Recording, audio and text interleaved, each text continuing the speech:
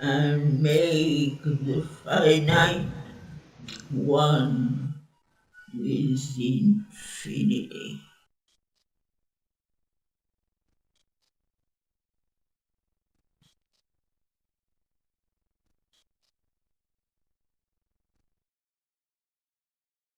A power is on him from her occult force that ties him to his own creation's fate. And never can the mighty traveler rest, and never can the mystic voyage cease, till the nascent dusk is lifted from man's soul, and the morns of God have overtaken his night.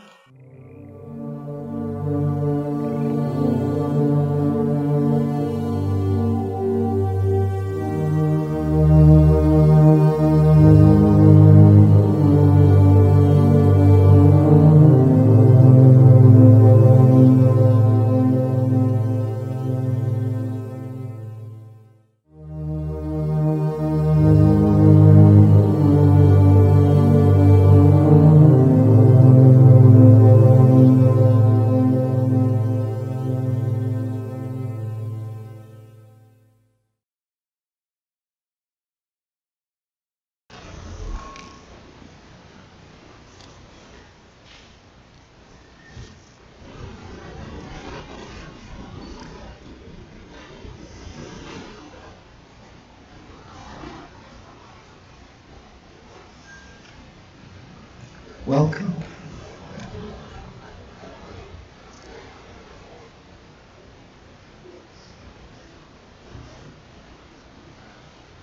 As most of you probably know, this week we lost our dear Shraddhavan. On Tuesday, she passed away. After illness, she had osteoporosis, kind of a weakness, brittleness of her bones, and a couple of years ago already she had a fall and had broken her shoulder, which was quite severe, and she had a long recovery, but she recovered pretty well from that. But then she had another fall just in February, I guess on Auroville's birthday, in fact, and she broke her arm again. And after that, she started to kind of go down. She had, quite a bit of pain from that, and she was on medication for that. But gradually, over the past 4 or 5 months, she was kind of declining in her health. And then just this week, I think on Monday, she developed some fever, and then some respiratory infection, and then on Tuesday she passed.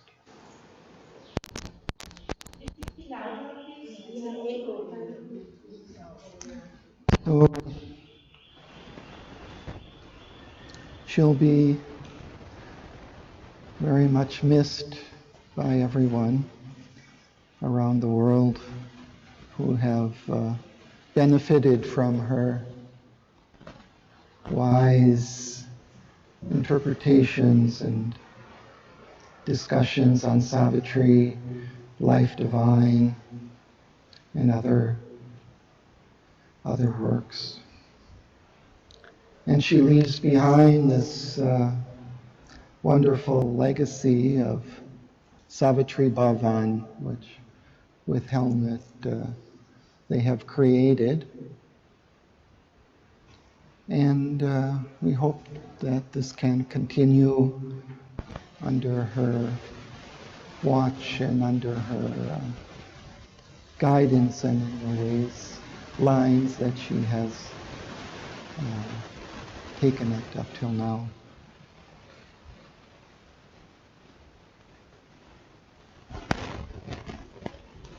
So, yeah. I want to tell something for Bhavan. 2005, I come in from Auroville before I'm living in Auroville, and I tell her it's possible I come to Savitri Bhavan, join your work with Savitri and the mother, Ashana of the mother. She tell me yes, but wait little bit. And after I tell her, you have a house? Yes. Come to Brest and visit one house. Alors for me, when I started Savitri with her in also Life Divine, Sunday afternoon, and at this moment I learned from her English and perfection of expression. Alors I am very, very, very good. First time I never cried. But first time, two times when I sit near her, I cry. It's my soul. I discover my love for her. I'm thankful for her. It's really my sister of soul. Thank you. Thank you so much. I want to tell her immense happy. But he's with me always. Same thing. Sorry. Teacher is like that for my school. Thank you. Thank you. I would like to ask something because there is another case here. I have the feeling now it's okay. We have mother and Sholodin and Nairobi. They're all in the same place. And I feel very bad that something has happened. As you say, Yeah, presence of Sri Aurobindo and Mother are very much here. But her reading, as you mentioned, her reading of Savitri was very beautiful. And over the last few days at her wake, they were playing her recordings of her reading of Savitri, and very beautiful, very sweet and sensitive and beautiful. And I went on the internet and I found on there a few YouTubes with her reading of Savitri. And I wondered whether the others were put on the internet or not.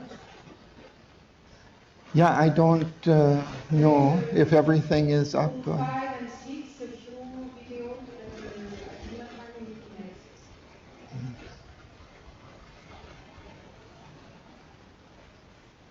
Yeah, I don't know. There's not other room. So not the books people must think also. There's other websites which every time I open I have one of those written outside the That's maybe Sri Aurobindo and Mother and Sri Aurobindo, his website. He has, lots of material there, readings, and so it may be there.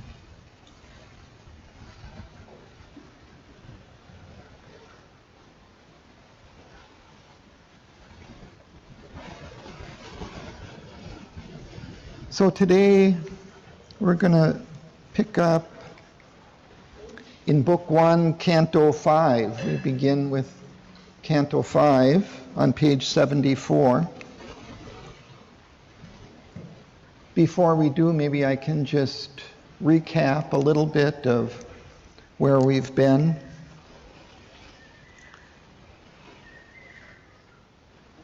We've been, after being introduced to Savitri, we were introduced to her father, King Aswapati, and in Canto 3, we were led through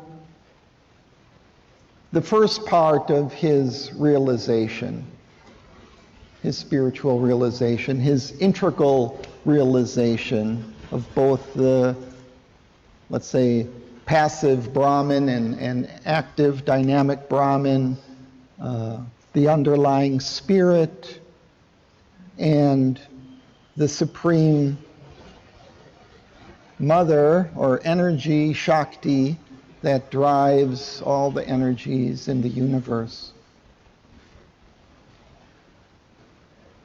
And in Canto 4, the last one, there was kind of an interlude, and we were given a view of the secret knowledge that he had gained in his sadhana up until that point. And the canto concentrated on this dual nature of the realization of the underlying spirit or soul and nature, the expression of the spirit in the universe and through the universe. And we were given a very nuanced view of this relation between the soul and nature. And we saw that the soul ultimately was this transcendent being taking birth or arising within this expression of his power in nature. So within each being within nature, he resides as the supporting spirit. And gradually, in the course of the evolution on Earth, he unveils all the powers of this spirit through nature. And just at the kind of end and culmination of the canto, Sri Aurobindo gives us kind of the secret purpose of all of this nature, of this evolution within nature of the soul. And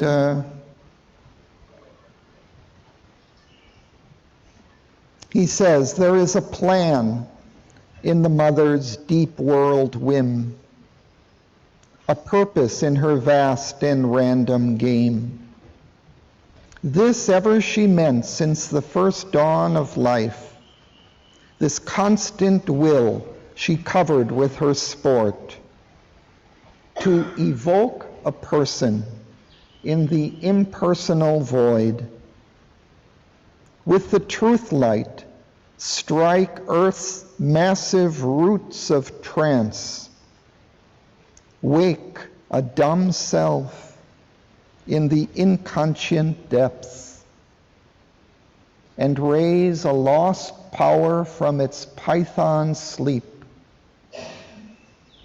that the eyes of the timeless might look out from time, and the world manifest the unveiled divine. For this he left his white infinity, and laid on the spirit the burden of the flesh, that Godhead's seed might flower in mindless space.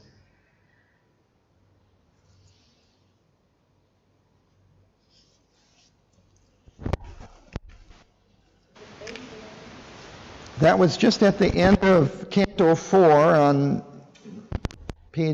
bottom of page 72 and 73.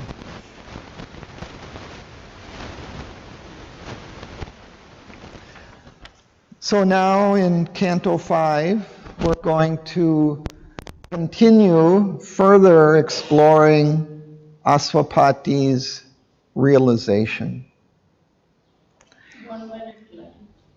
Recently, I came to know this is the passage that Shravana liked most, what you read just now.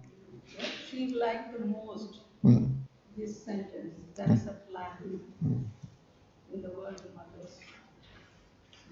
I don't understand. Shraddha will like what he has just read. Yeah. Shraddha will like that sentence most.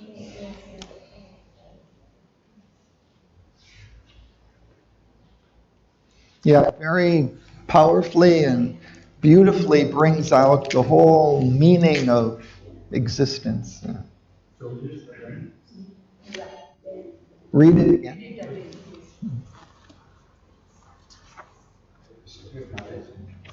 Yeah, the secret knowledge on page 72 at the bottom, kind of the last 8-10 lines. I like it from there is a truth to know. Yes. A verb to do. Yeah. Which line? That is 952. 952.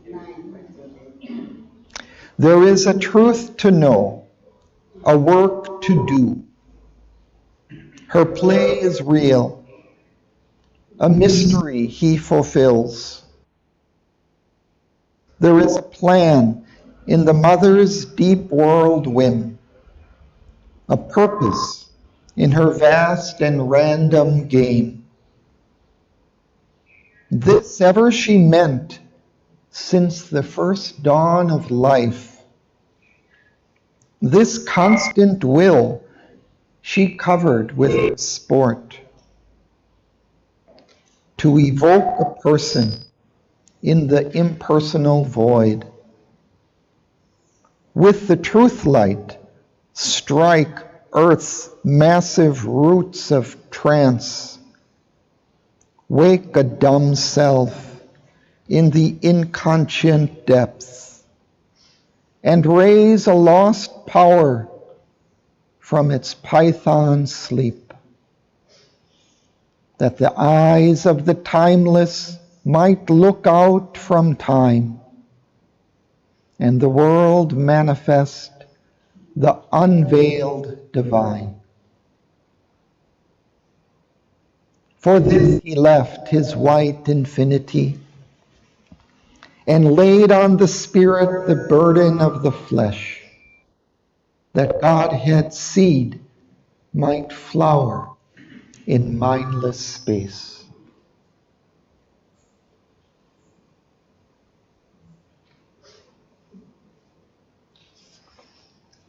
Also, she signed that in 946 is finished the Vedanta base of Shalomita Yoga. Till there, the basis what Vedanta gave to Shalomita. Now, start renewing Shalomita. So that was the Vedanta.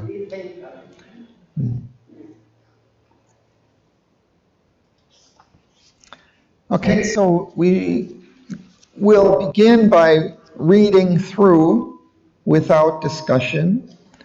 And since it's a fairly long canto, about 18 pages or so, I think maybe we'll just go through about the first half, and then we can return and discuss.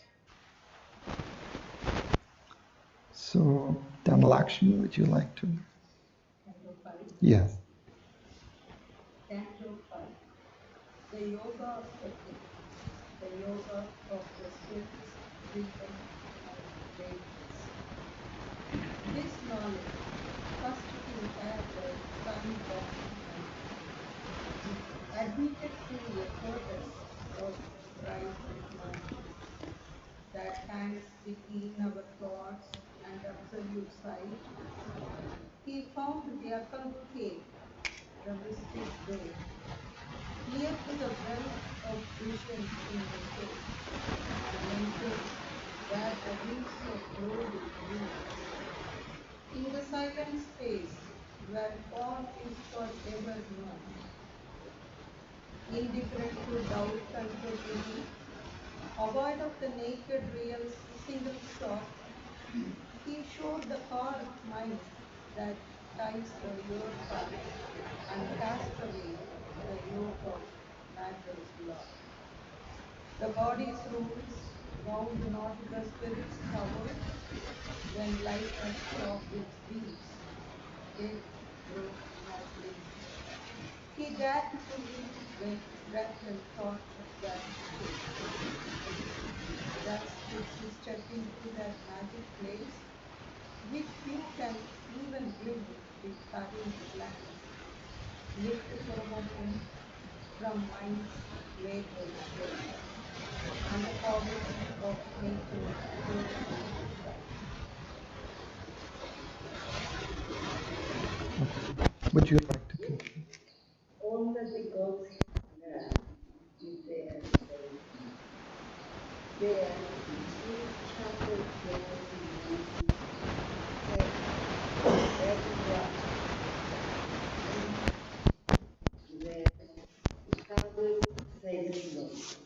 There is a book of beings would expect, X and laws at the same,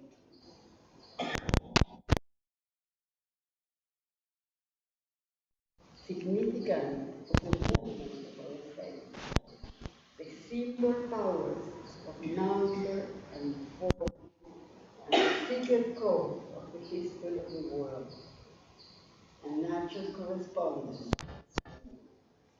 I read in the mystic heart of life, throughout the spirit human memory, he could recover the Buddha's Magna Notes, those with lively craft and glass, rescue the preamble and the saving grace of the dark agreement by which all is moved, that rise from material naturally clothed, though lasting in new shapes.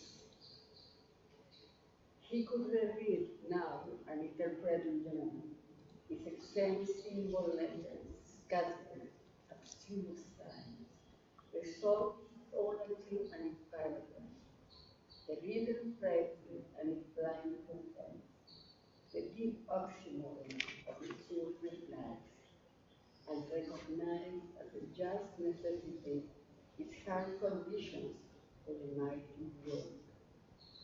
Natural possible Korean thought, only her body wax cut with the force, in law of the opposition to God, at least of inseparable contraries. Thank you. Helen, would you like to? The downplay allowed in the cosmic exploiting for creation's joy and pain, infinity set to the word form, accepts indomitable to execute the will to know in an inconscient way. The will to live under a reign of flesh, the thirst for rapture in a heart of flesh, and works out to appeal the soul by a miraculous work in pleasant grass, the mystery God's covenant with man. Once more was there in the still cosmic mind the eternal's promise to his favorite cause, inducing this world should be beginning, the dread birth of mortality, and the universe to touch the eternal. Out of the depths, the world's buried secret ways. He read the original Ukas kept back in the locked archive of the spirit and saw the signature and fiery seal of wisdom and the dim powers hooded world who bids in ignorance the steps of love. A sleeping gate he opened deathless eyes. so unsure before and so responds. New matter pregnant with spiritual sense. Mind dared suddenly feel unmoved, like its gestation before nature. In the light flooding thoughts blind vacancy, interpreting the universe of our soul science, erecting the universe to text of the river, vividly crying and lost its catch obscure. A larger luster lit the mighty page, a purpose mingled with the winds of time, a meaning met its stumbling pace of chance, and fate revealed a chain of sealed will. The conscious lightness filled the old blank space. In the void, he sought form and omniscience secure. Nitya, would you continue? So looking above immense now seized his eye, and to discern the superhuman's form, he raised his eyes to unseen spiritual heights, aspiring to bring down a greater world. The world he had glimpsed must be his own. A brighter, heavenlier sun must soon limn this dust plume, its dark eternal stare. The infants roll in its small nursery school, with objects meant for a lesson hardly learned, outgrow its early grammar of intellect and its imitation of earth nature's art. Its earthly dialect to God language change. In living symbols, study reality and learn the logic of thinking. The ideal must be nature's common truth. The body illumined with the indwelling God. The heart and mind feel one with all that is. A conscious soul live in a conscious world. Thank you. Toria? Toria, would you read? As through a mist, a sovereignty is seen, the greatness of the eternal spirit appeared, exiled in the fragmented universe, reveal the high semblances of diviner fields. He now could serve no more his regal journey. The immortal's pride refused the tomb to give the miser of the scanty bargain between our nakedness and bounded hopes, and the compassionate infinitudes. His height repaired the lowness of earth's state, the wideness discontented with its trade, reside from over the sanctity nature's verbs, the harsh contract burned, and the diminished bliss. Only divinity are accomplished here. Our basis matter seems alone complete, an absolute machine without a soul, or all seem to be fit of half ideas, only saddled with the vice of earthly form, the hurried imperfect dreams of heavenly things, gases and travesties of celestial times. Thank you. Praveen? Here chaos sorts itself through the world, a brief formation drifting in the void, tapings of knowledge, unfinished paths of thought, Clearness of beauty in earthly shape, love's broken reflexes of reality, swim, fragmented mirrorings of a floating sun, a packed assemblage of two tentative lives, are pieced into a tessellated whole. There is no perfect answer to our roots. There are blind, voiceless notes that have no key, thought climb only and win the borrowed light, treated by counterfeit, born to us in life's mark. Our hearts clutch at a forfeited melody. Here in the winter was mine history. There are thrills of flesh and the soul's delight. Here is where the highest action, time and view, is a mimicry of unreal beauty. The mutilating statue of ecstasy, a wounded happiness that cannot live, a weak parasite of mind or sense, thrown by the word path to her body's fate, or a simulated cry of unforced delight, is a cerebrios of his movement. Thank you. Benedict? For all we have acquired soon loses worth, and old disvalued credit in time spent. Imperfections checked, drawn in the inconscient,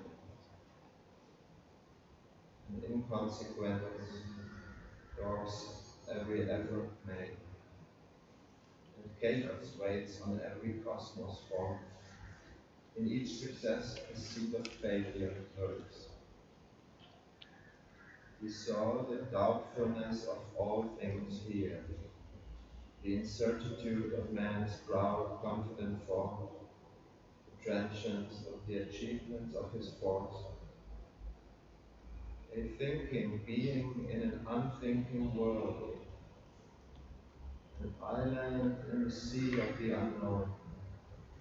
He is a smallness trying to be great, an animal with some instincts of the dog. His life a story too. His life a story too common to be told. His deeds a number summing up to naught. His consciousness a torch lit to be quenched. His hope a star above the cradle and grave. And yet a greater destiny may be his, for the eternal spirit is his truth. He can recreate himself and all around and fashion new the world in which he lives. He, ignorant, is the knower beyond time. He is the self above nature, above fate. Gangalaksh? And Yeah. he slowly down from all what he had done. Ash was a futile being of humankind. For second when the sight circle of the day, in distant sign proud drum of wine. The silence was his soul companionless, impassive. He lived immune for earthly hopes, a figure in the indefensible witnesses shrine, as in the vast cathedral of his thoughts. Under its arch dim is infinity, and even one brooding of invisible winds. The call was coming from intangible heights, indifferent to the little outpost mind.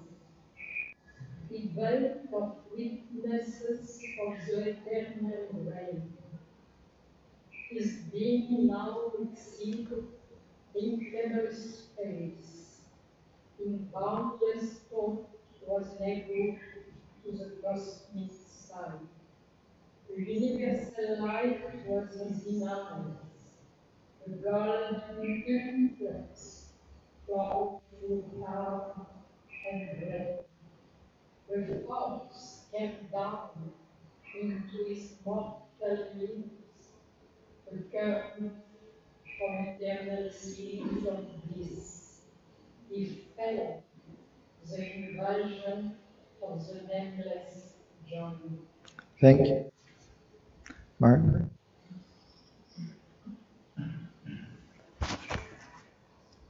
Aware of his omnipotent source, alert by the omniscient ecstasy, the living center of the primitive, widened to equate with the world's circumference, he turned to his immense spiritual faith.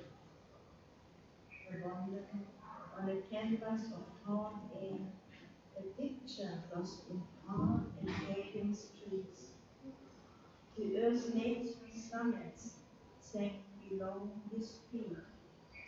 He climbed to meet the infinite more above.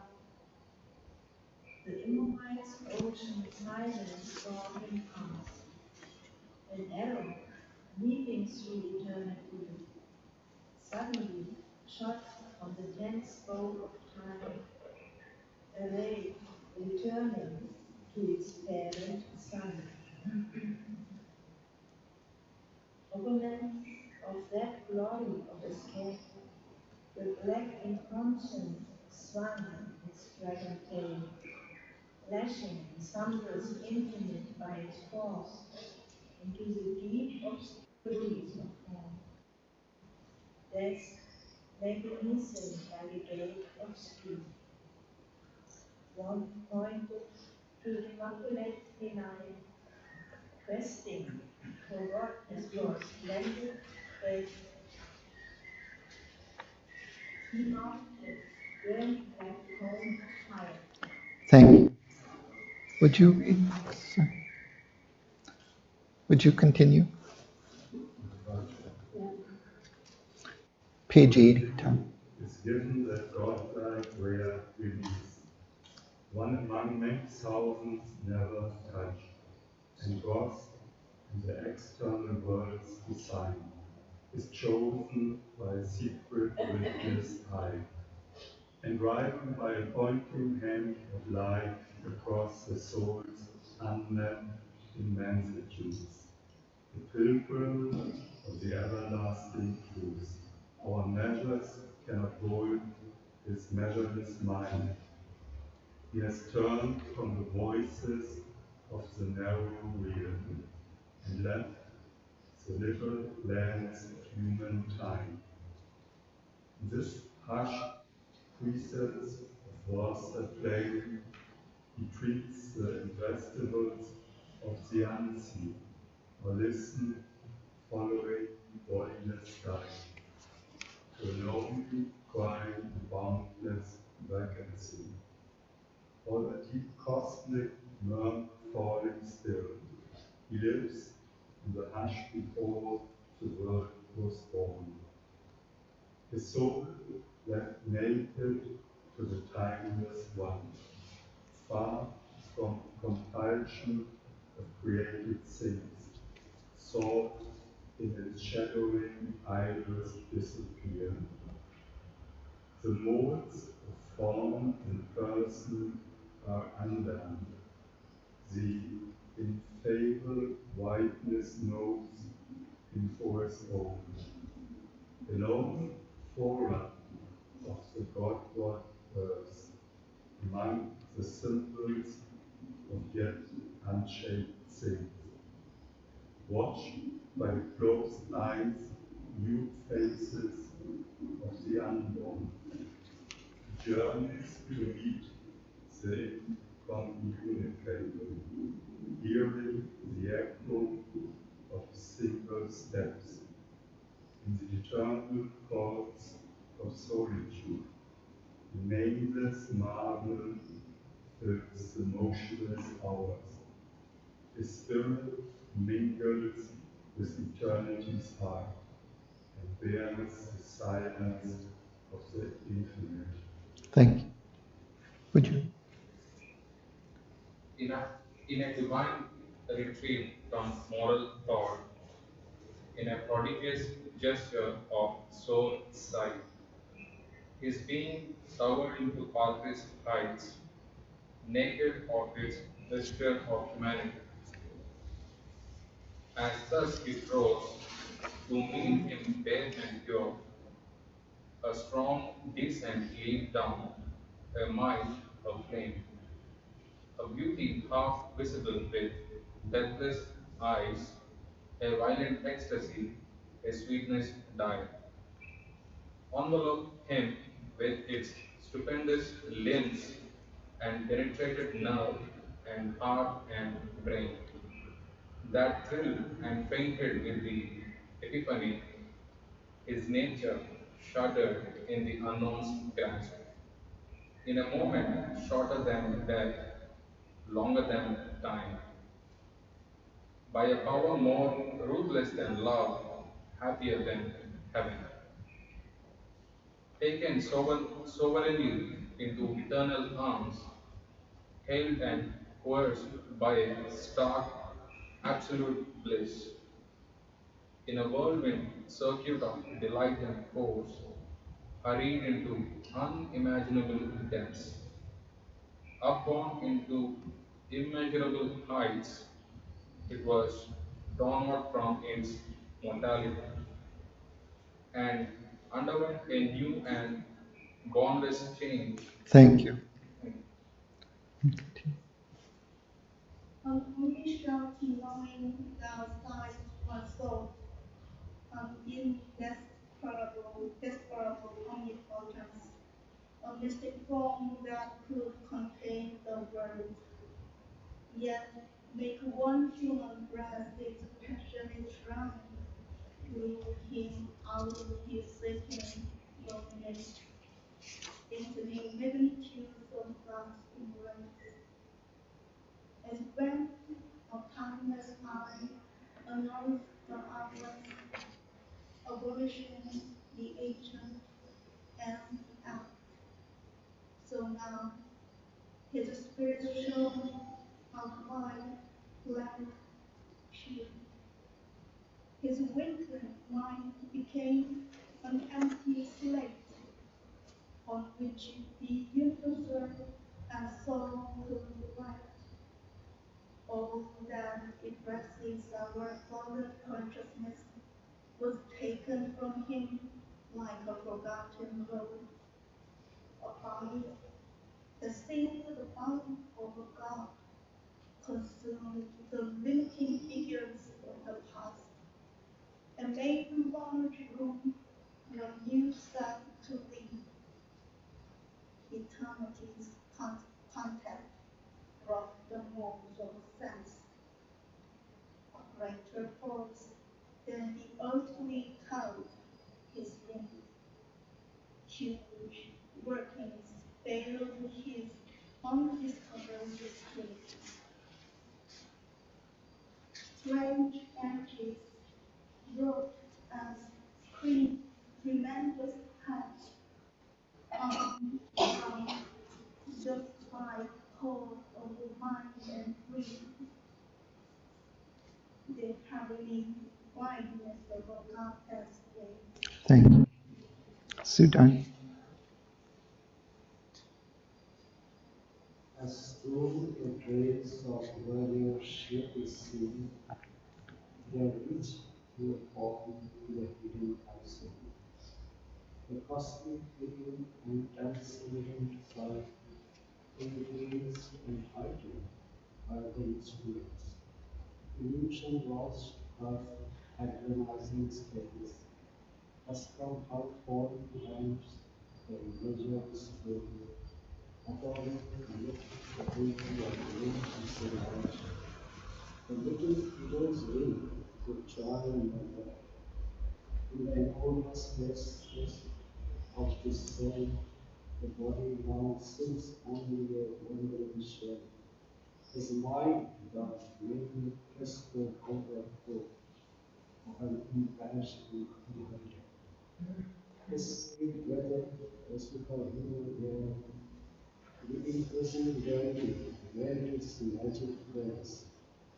As with the sound of thunder and of the seas, vast barriers crushed around the winds escape. Immutable over with the world, circle and end of every hope and joy, inexorably drawn round thought and act, fixed immovable peripheries, efface themselves beneath the incarnate ray. Thank you. Ramesh, would you continue? Ramesh, would you continue? The diary belonging and the bottomless blue, between which life and art are moved, are hidden, still to cast the dim red line. The guardian darkness mute and unveiled, empowered to circumscribe the windless spirit in the boundary of mind and emotion, protecting no more real authority, vanished, descending their enormous soul. One sphere of creation laying to expanding zero last its dying core. Oh, freedom time became district no more, overpowered the earth and nature's obsolete tool. Performed quietly softness to choose love, to not restrain the swift arising storm, abolished where the scripts of destiny, thereby no small yet unted creature here, no fragile arm of being here, and all swaying the great hammer limits of the pent-up world of earth, thus opening the narrow band that keep us safe against the forces of the wind. The soul castle face the equal powers, a boundless being in a mirrorless thing, inhabited nature within. He saw unpast, unlocked, Titan's Thank you. Now let's go back to the beginning, and then we'll read passage by passage and discuss. So, Naren, would you like to begin from the beginning again of the canto? or 332, 329. No, from on page 74, from the beginning of the canto.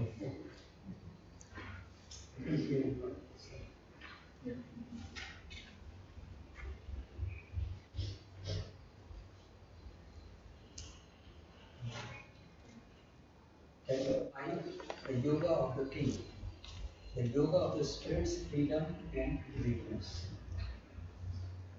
This knowledge first he had of time-born man, admitted through a curtain of bright mind that hangs between our thoughts and absolute sight. He found the occult cave, the mystic door, near the well of vision in the soul, and entered where the wings of glory brood, in the silent space where all is forever known. Indifferent to doubt and to belief, avid of naked real's single shock, he showed the cord of mind that ties the heart and cast away the yoke of matter's law. Thank you. Let's pause.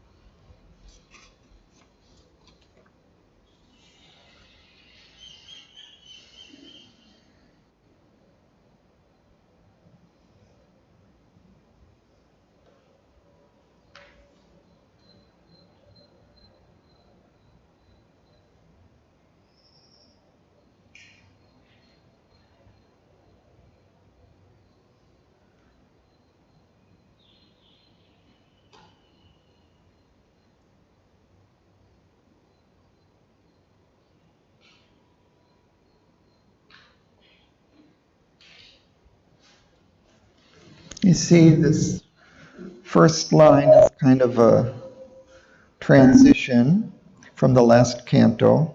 This knowledge first he had of time-born men. Again, we just had read the secret knowledge, but also it at the same time refers, I think, to the knowledge that he's going to discuss in the coming canto. And he begins by kind of explaining where this knowledge is coming from. So he says, it's admitted through a curtain of bright mind that hangs between our thoughts and absolute sight. So there is this kind of intervening space between the absolute sight and the normal human thought. It's like a veil in which the higher light, the higher knowledge is filtering through.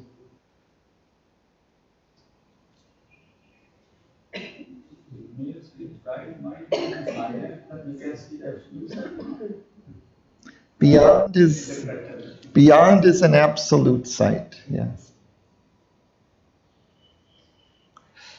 It's still between. So yeah. Sri Aurobindo talks of the higher mind, the illumined mind, the intuitive mind, and the overmind. Right. The ones between, no? Right.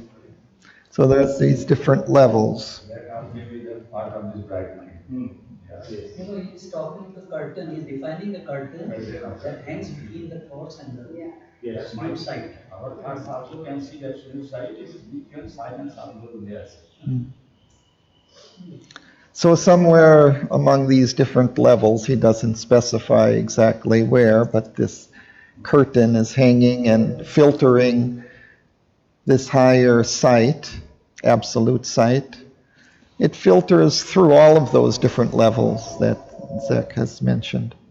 Yeah, but what is this knowledge that he had from time-born men? It means when he was born himself? Well, like I was saying, I think it's kind of this transitional line between the secret knowledge, which was just shared in the previous canto, and it's saying that he was the first to attain this knowledge. Time-born men, that means you and me. It means, yes, earth-born men. Yes. And women. So this knowledge he acquired when he was born in our world. Yeah, he's saying that this Aswapati is the forerunner. I think he says somewhere else in what we read in this canto, he'll say he is the forerunner. He is the leader of the evolution in man. And he has the first realization. It made me think a little bit of what, for Sri Aurobindo, it was also like that. You know, he was the forerunner. He was attaining this knowledge first.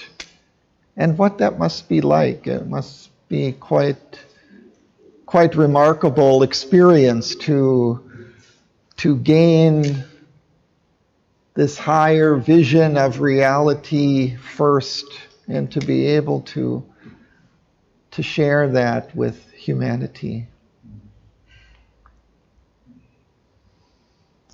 I think that's the important point, to share it with humanity. How to elaborate it, how to elucidate it. And a little bit, I have a question to look at it. We found the Auroville cave, and that's it seems all the secret and all the connection is deep in matter. Yeah. In the cave. Yeah, the occult cave, it kind of implies within matter, possibly. Certainly he will discuss this need to go into matter, into the darkness, in order to find the light there. It reminds me also of that Vedic kind of image or parable, whatever it is, within the Vedas in which they have to go into this cave in order to rescue the cows, but the cows are also symbolic of the spiritual light. And there were various gods that participated in doing that. And one of them also was this kind of inspiration, Saraswati, I think, and others that participated in the rescue of this light from the secret cave. And also in that parable, they had to fight against the panis, or the kind of the antagonists who would retain that light and not release it from the cave, from the darkness. So it was also a battle. And once more, this is near to the well of the vision in the soul. And this feeling also, the idea comes to me that the mother said to go into the psychic being, you have to go deep, deep, deep within, and then find the psychic light or the psychic fire. Yeah, sometimes she referred to it, or at least a certain experience of it that people can have, is going deep down into a well, deep into this kind of confined space, down deep within in the darkness, and then at the bottom of that finding the soul or the light. So that is in. Deep down means subconscious and unconscious part of ourselves. Deep down. I don't know. I mean, here in that image, particularly of this well, I don't know if it's going into the subconscious, but it's going through a kind of a darkness, through a confined space. I don't know. But what she was referring to, like going But this cave, yes, it also, yeah, it also indicates that. But this is still near to the well. It's not yet. It's not yet the. It's not yet the soul itself. It's nearing But maybe the it's well of mother vision. guides you don't go into the darkness. That's maybe the explanation why the mother said go deep, deep, deep within and find the psychic light and presence. These are different kind of images that reflect something of this experience. You know, it's not like they're just images and of that. But this also refers to what you see, the silent space, indifferent to doubt and to belief. So this is like the equanimity or equality or the perfect equality that we have to go through, you know, before we even go even deeper.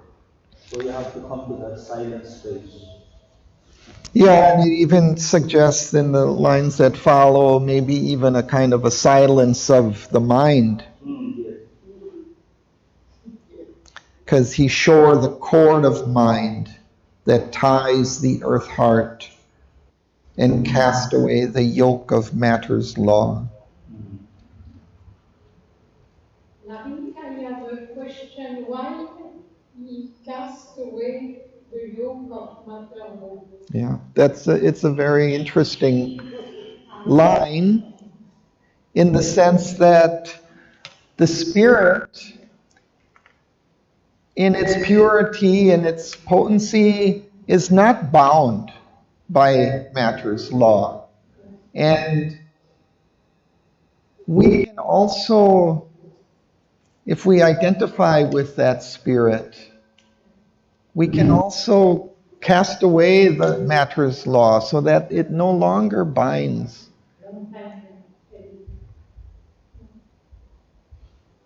Yeah, because it has already been revealed in the previous canto, the secret knowledge. Yeah. So now you can, I'm not anymore a prisoner by those old laws, because the secret knowledge is already been revealed. You know, now we can go back to the body with a different view of how things are happening. So now this is it will continue on from this But they find the process in his body, mind, and life. They can see how you definitely in the body. That's what he says. He showed the chord of mind, normal mind. He went beyond it, and earth heart. Earth heart also he went beyond it. He's saying this, and earth, this thing is left all these things. The silent space. So it's very interesting to discuss it, no? So yes, we're going back from that knowledge, and then we go back to the body with a different view of how things are happening. We're not anymore too bound with this material life. You see, so we can move on with a different perception of things. Yeah? Perception and also experience. Yes. Not just you pursue, but you do. Correct. Yeah, yes. I'll just maybe add one thing. I think it's a matter of going inside. So until we have not got our outward, attached to the outward world, we have to cut this. That mind is outward. So then we can go inside and we can explore the world outside what we do. So we can go within into the soul, into the spirit.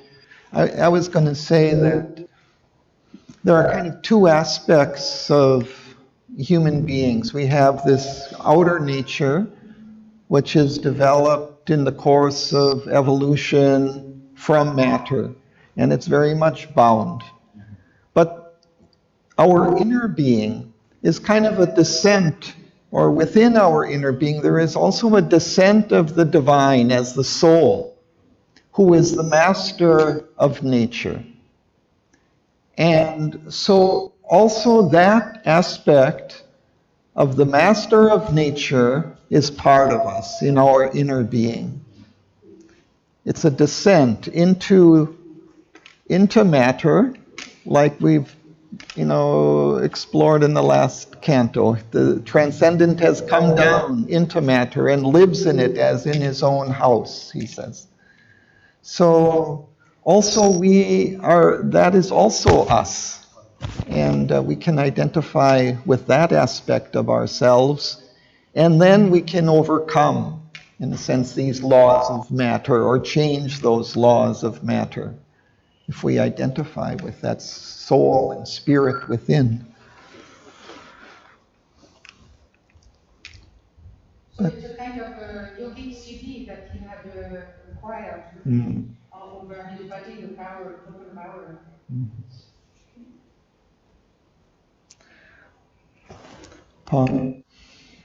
Paula, would you like to continue? I don't know the line number. Huh?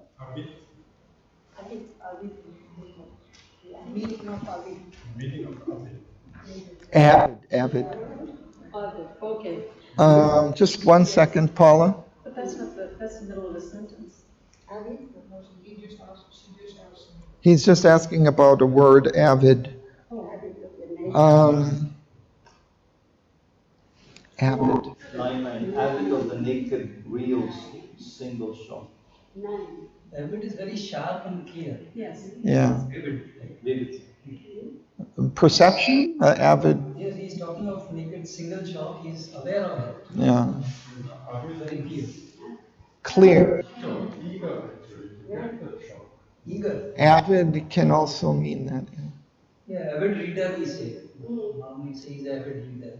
Maybe strong or something like that.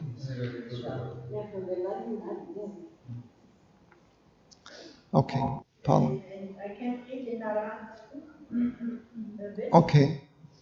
Having ardent desire or unbounded craving, desirous of Eager, yes. Adequate happiness only one side. Okay, Paula.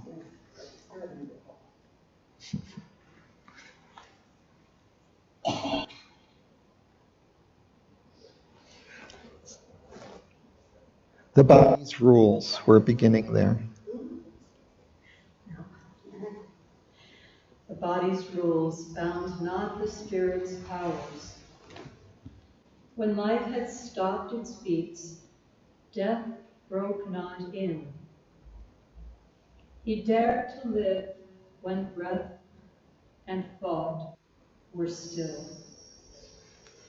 Thus could he step into that magic place, which few can even glimpse with hurried glance, lifted for a moment from mind's labored works and the poverty of nature's earthly sight. All that the gods have learned is there, self-known. There in a hidden chamber, closed and mute, are kept the record graphs of the cosmic scribe, and there the tables of the sacred law. There is the book of the being's index page, the text and glossary of the Vedic truth, and there the rhythms and meters of the stars, significant of the movements of our fate, the symbol powers of number and of form, and the secret code of the history of the world and nature's correspondence with the soul are written in the mystic heart of life. Thank you. Let's pause.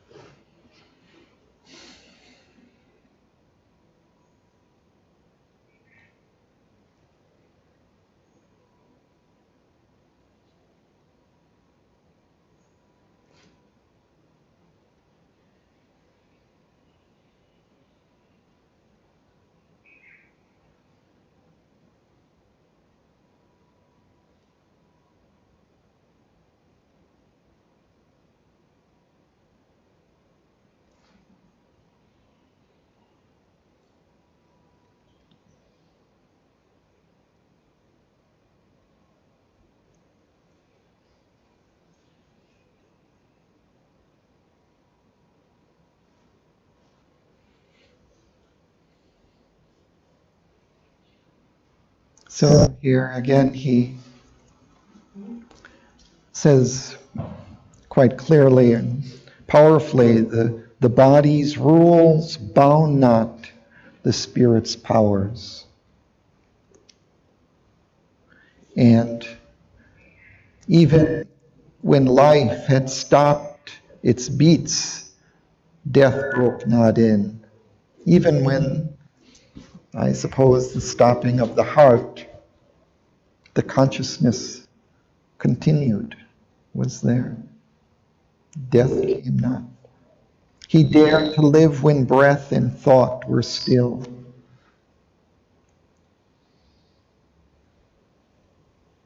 Yeah, I think we don't go beyond the beating of the heart. The heart is still beating. What he's talking about is the beat of life. Because you've gone to a different level of consciousness. You're still alive, but yeah. But I don't know. There are measures that people know to meditate, they are like that. There's nothing moving. And then they can come out again. At least here he's saying when breath and thought were still. But you know, I've heard of some yogis that have been, well, maybe not plural. I mean, maybe I only heard of one that was buried for quite some time, maybe some weeks and was kind of, this was witnessed by many people and scientists even, I think, and then came out and regained his.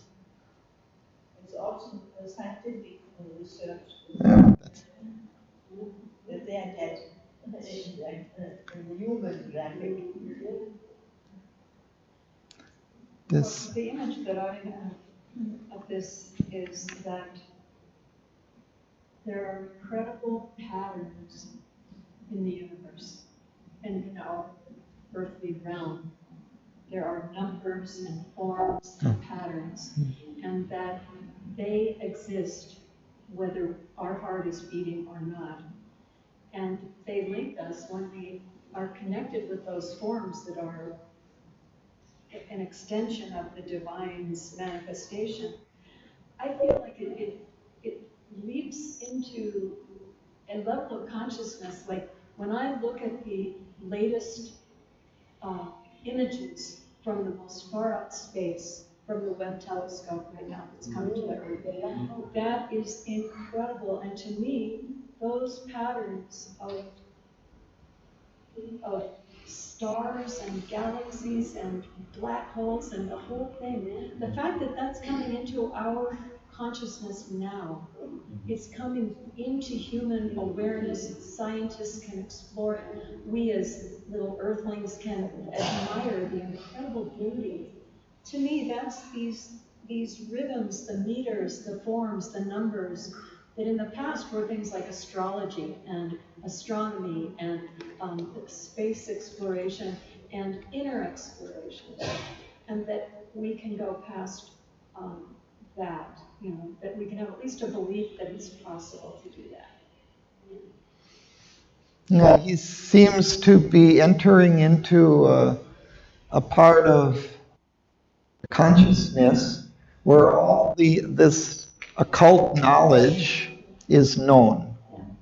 And so he's able to enter this kind of secret chamber of knowledge. So somewhere, all the knowledge of the universe, of everything, can be found, which is kind of an amazing thing. And he seems to have the key to that secret door to look into all of those things. And then there's also something else that we'll find, I think, more in the second book, that knowledge and these symbols and signs are kind of an intervening level between the creator and the creation. That those symbols are also important in creating this manifestation. For me, it's also in these lines that the text and glossary of the Vedic truths are there. That Sri Aurobindo said, at the beginning will be at the beginning was the Veda, at the end will be the Veda. And then how he also wrote in how you say life divine, synthesis of yoga, and all. So he was just open, and this knowledge came down to him, and he wrote, he brought it in written, and so that is how you say, that is also the knowledge that he had this access and easily could access it. Yeah, normally, we think of knowledge as being slowly acquired through time, like science. One discovery builds on another discovery, and slowly knowledge advances. But here he's talking about a kind of a pre-existent knowledge that one can find and discover. So when we think of the ancient Vedic rishis and knowledge, somehow they didn't have all of these discoveries of science and all the knowledge that was gained by the human mind over the course of these last millennia. But they were able to enter into this knowledge that understood the formation of the universe and where it's come from and the divine and how to reach back into that knowledge. All of that they were able to discover. by perhaps going into this secret chamber that he's discussing now. Here with those skills, because knowledge by identity. Yeah, that ultimate knowledge, Knowledge by identity. that absolute sight that he talks in the beginning.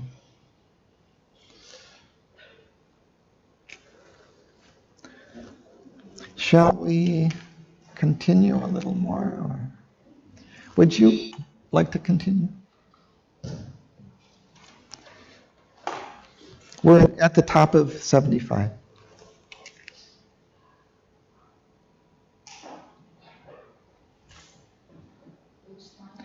At the top of page 75. And as well with the spirit's stream of memories, he could recover the luminous marginal notes, dotting with light the cracked, ambiguous scroll, rescue the preamble and the saving clause of the dark agreement by which all is ruled, that rises from material nature's sleep, to clothe the everlasting in new shades. He could reread now and interpret new its strange symbol letters, scattered abstruse signs, resolve its oracle and its paradox, its riddling phrases and its blindfold terms. The deep oxymoron of his truths repeats and recognize as a just necessity its hard conditions for the mighty word. Nature's impossible Herculean toil, only her warlock wisecraft could enforce. Its law of the opposition of the gods, its list of inseparable contraries. Thank you.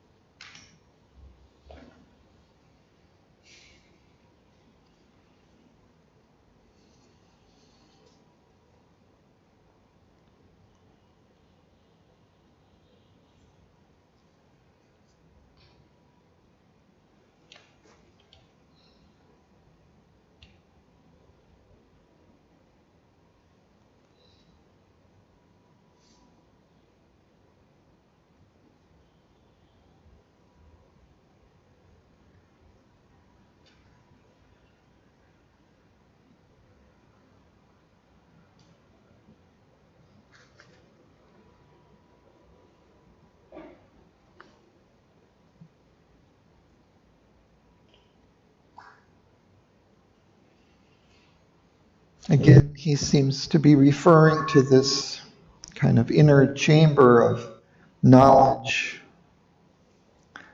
the spirit's room of memories. This knowledge for the spirit are like memories. And there he could recover the luminous marginal notes. Notes written in the margins, but luminous. Sometimes Sri Aurobindo would see this luminous writing in his visions with certain kinds of knowledge, sometimes foreknowledge of things that would come. In his mind's vision, he would see this luminous writing, dotting with light the crabbed, ambiguous scroll. Crabbed, it's very small, like crowded, right? Yeah, exactly like his revisions in Savitri. He would write in the margins in tiny little writing that they had to figure out. His changes, additions. Sometimes he'd put in almost like a new 10-line stanza or something in between two lines, and he'd write it in the margin.